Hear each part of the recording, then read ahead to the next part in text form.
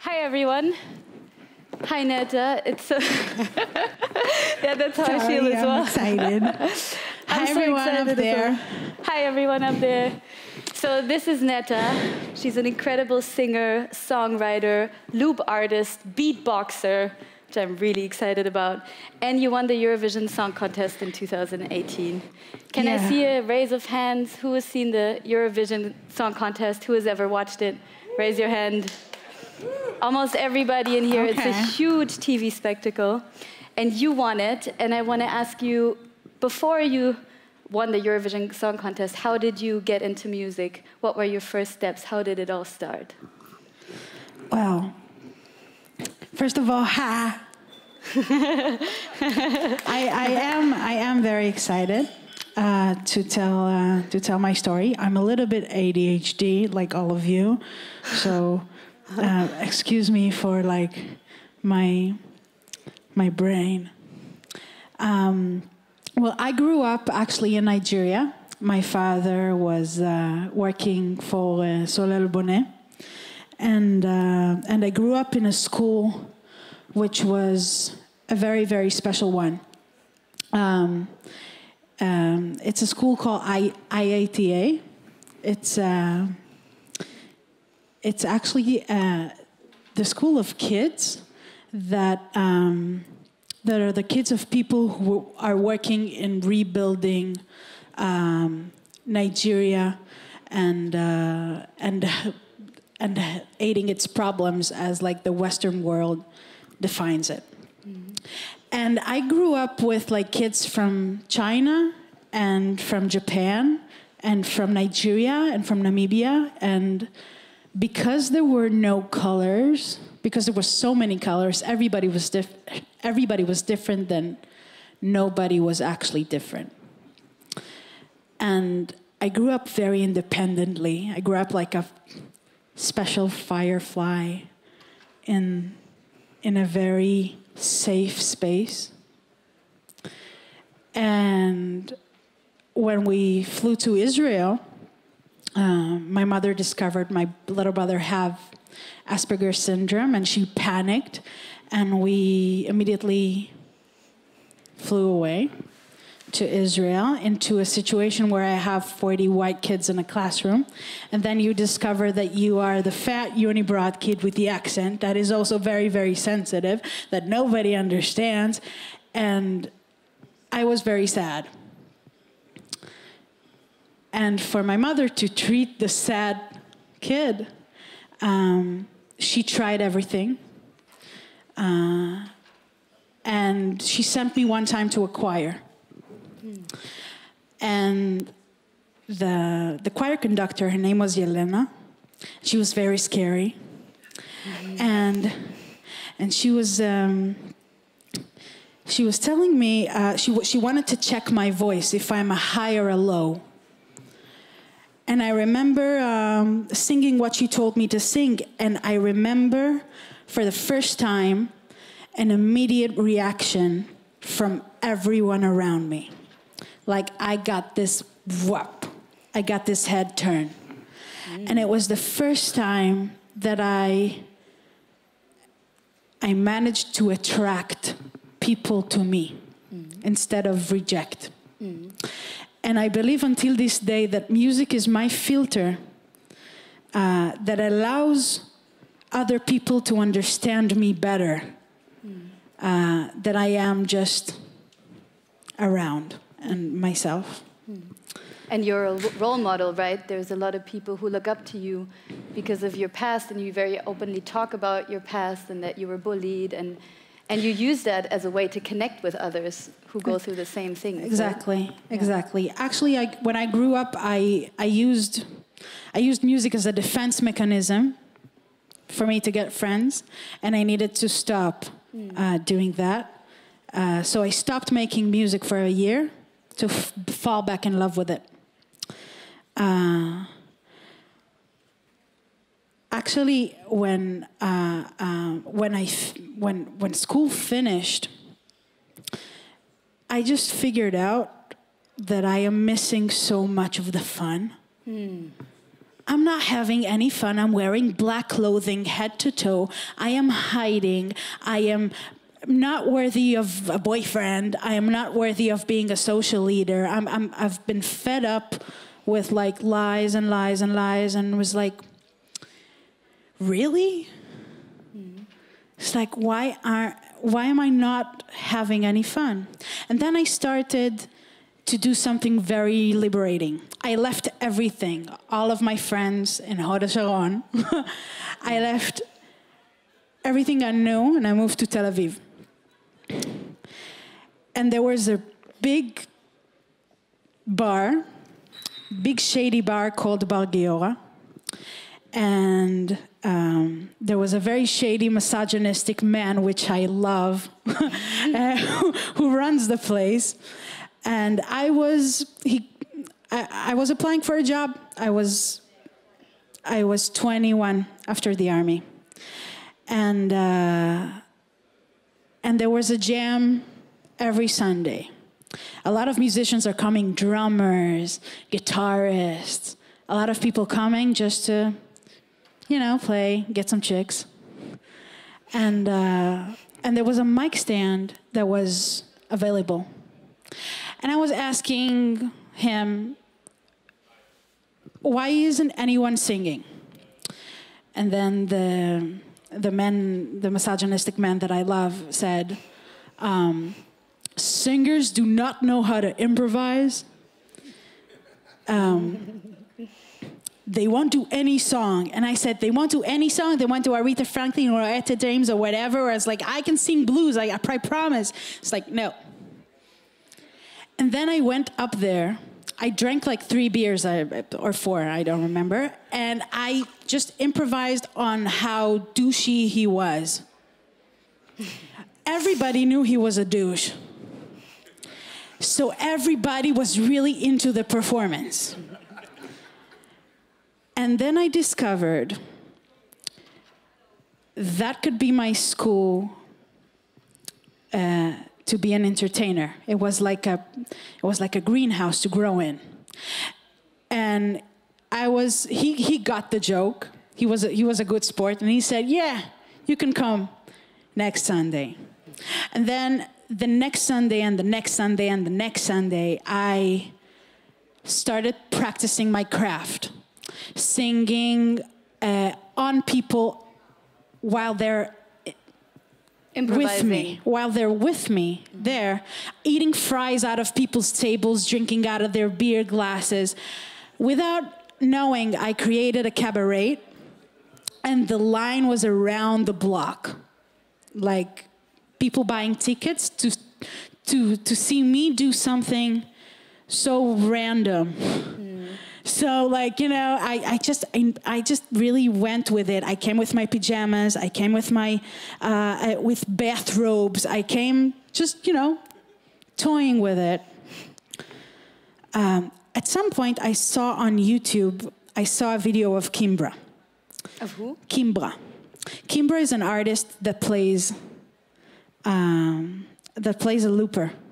She basically records her voice several times until she creates a playback. And I said, I can play with that. Then I bought it, and I started to bring it to the jam night, and it helped me. Does everybody know what that is? A loop station? It's interesting. Do you want to show a video? Yeah, let's show a video, because you can. Ed Sheeran uses it as well. He does this entire show without a band, and he has it on the feed, so you can sing a line, and then you can like tap it, and you have to do it in a certain rhythm, and you can do a harmony over it, and then you can stack another harmony.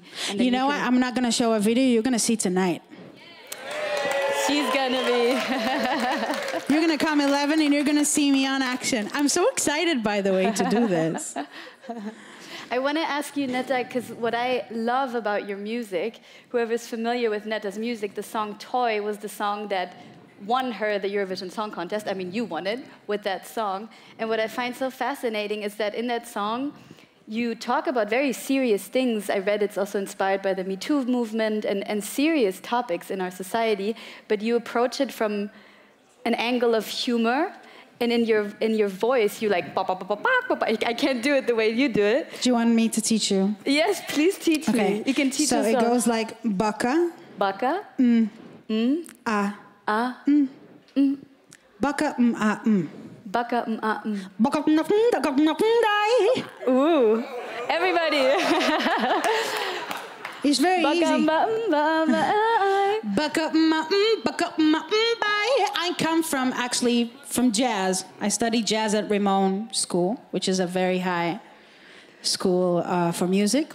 And there is a scat language by Ella, you know, all of the greats, Ella Fitzgerald, Nina Simone, they all do the fa-do-ya-do-bop, fa-do-ya-do-do. They all do this, and I was just like, and this is what you teach in music schools. And when I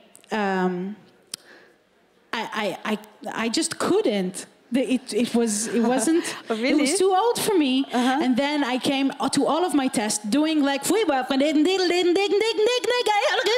it was just like, you know, it was so easy for me to just clock and not do the actual language. And my teacher would just despise me. She was just, what? Why? And all the notes was exactly right. Wow. But I needed to have it my way. We talked before about the fear of being normal, the fear of being ordinary. Who in here is afraid to be ordinary? I found out like 2 months ago that I am battling with, like, if something is not in my rules, then I don't want to play. It also hurts my business, and it hurts my. It's like if a video is not exactly what I want it to be, then I just don't want to play.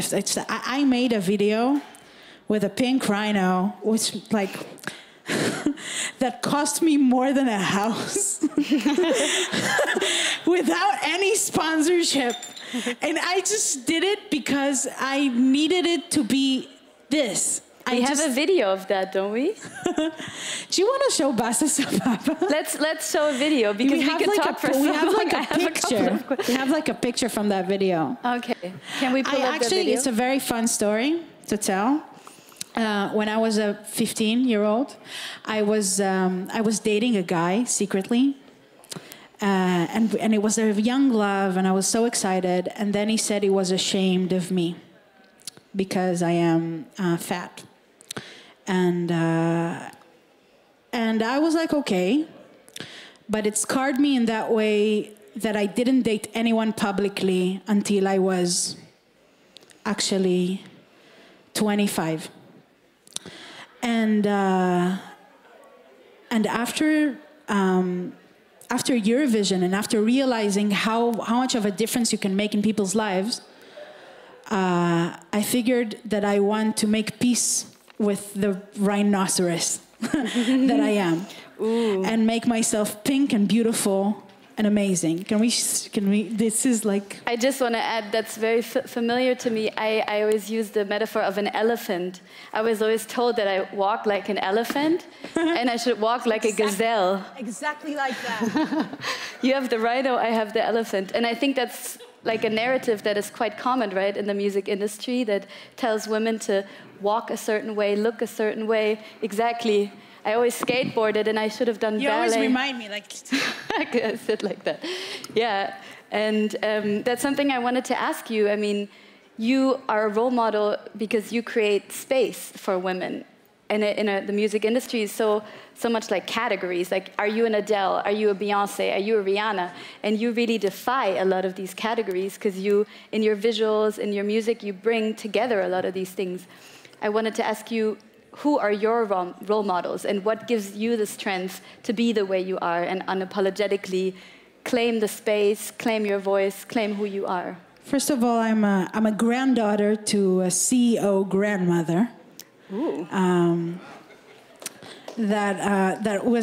CEO of a tire factory, and she died when I was 12. I still carry her ring. She was a big, big woman, and I miss her a lot. I'm also a daughter to a mother that has been in the corporate world for so long. She worked at Teva for 20 years, and she was the assistant of the CEO. And you know, I'm just the way that I am because of the way that I am.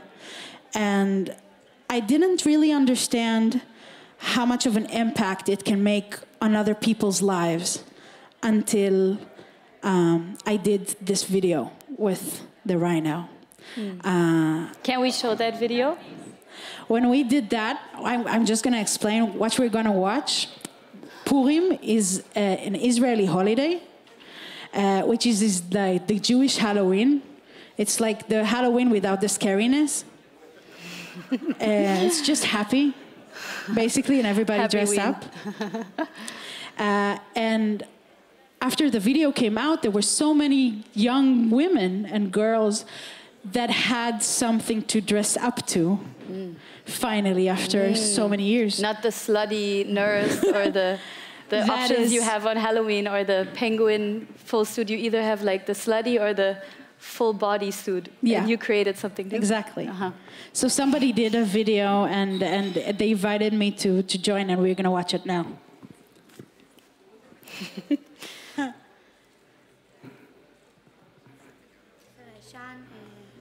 ילדים כל הזמן התעללו וירדו על המשקל ופיצו לי שמנה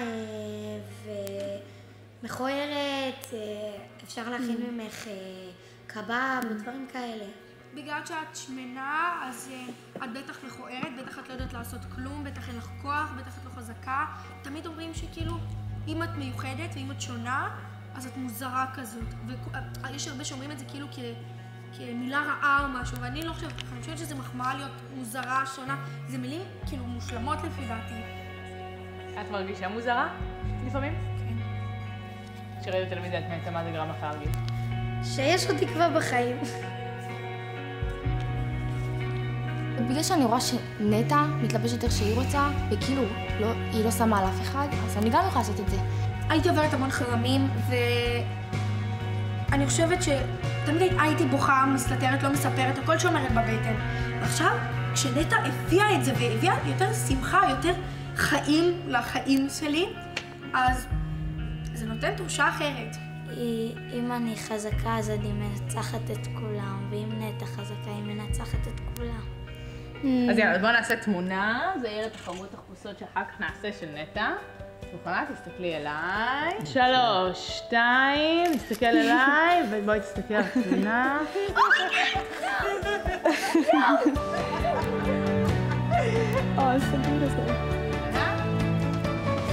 מה?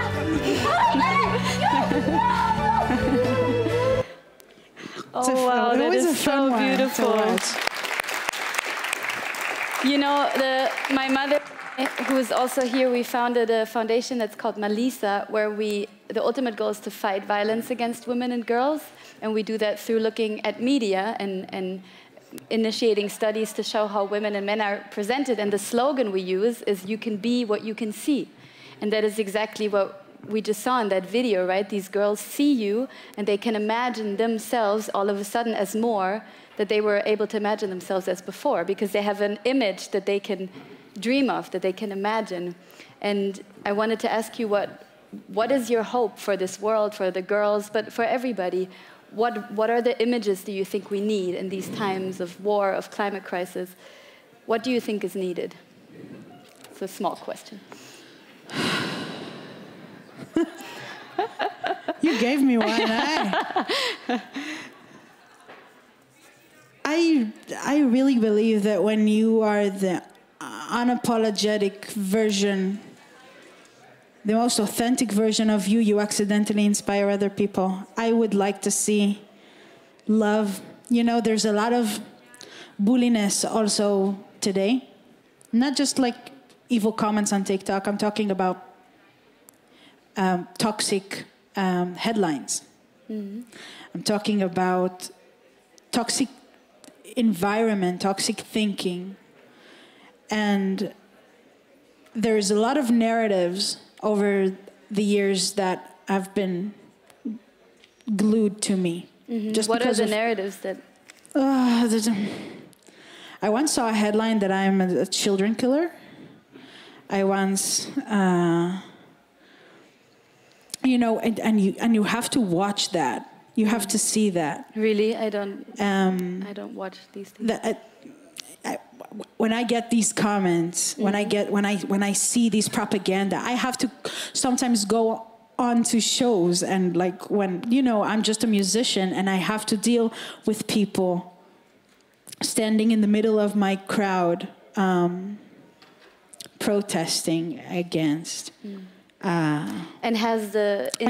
And you know, I've been dealing with bullies my entire life, and I believe in the freedom of speech and in the way that people can say whatever they want.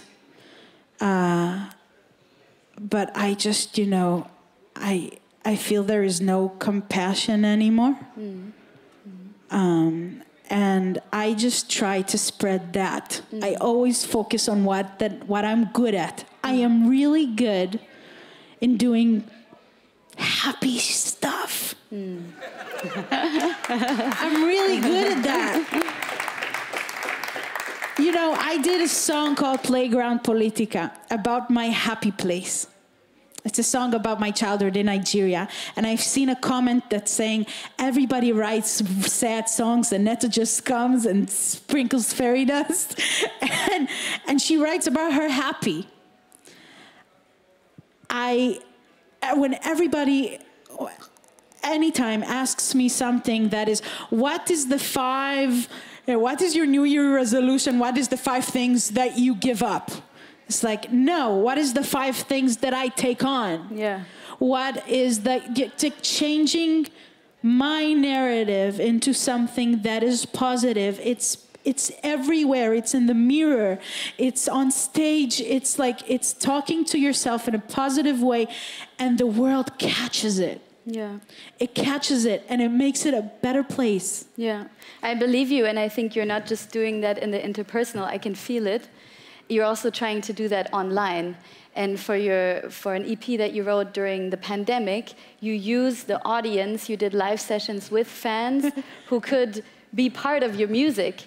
And I believe you also have a video for that, because I think it's quite interesting to see how technology changes the way we also write and create music. The pandemic was like a hard one for me. And I was terrified in my house. And I decided to make a YouTube series in order for me to keep in touch with my fans. And I was just there with my looper improvising, and I was telling my fans to choose 3 words to describe how they're feeling that day. And this is what we're going to watch. It's very random. We're muted. I miss Taiwan. That was somebody something sent me. Never been, but I kind of relate. This is improvised live.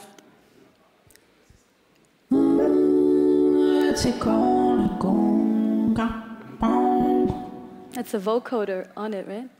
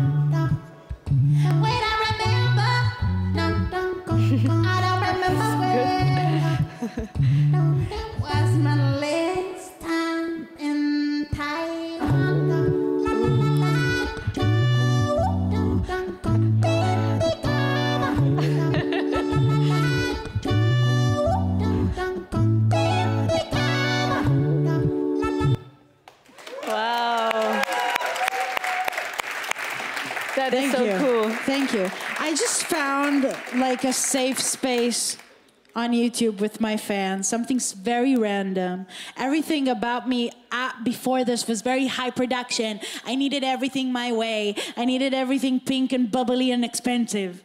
I did. And then just, you know, a camera in a room We were talking about perfectionism before.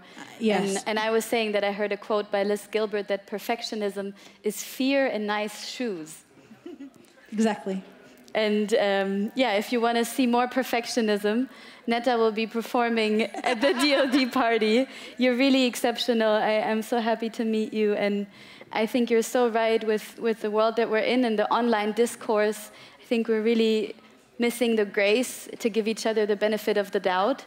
And even if someone triggers me or hurts my feelings that I think, oh, maybe that person didn't mean it like that, let me ask and because I think we're so quick to jump. And what you're describing also, how you've been treated, just causes trauma and causes more wounds. And I think what we really need is to give each other compassion and grace. And I think you're doing that in your art. And I'm so happy to have you at DLD, and she'll be on stage tonight. Listen, thank you so much. Thank you, I want to say thank you. And I really want to invite you to something really special tonight. Come and just, you know. Will you be beatboxing? You will burn calories. Thank you so much. Thank you, Netta.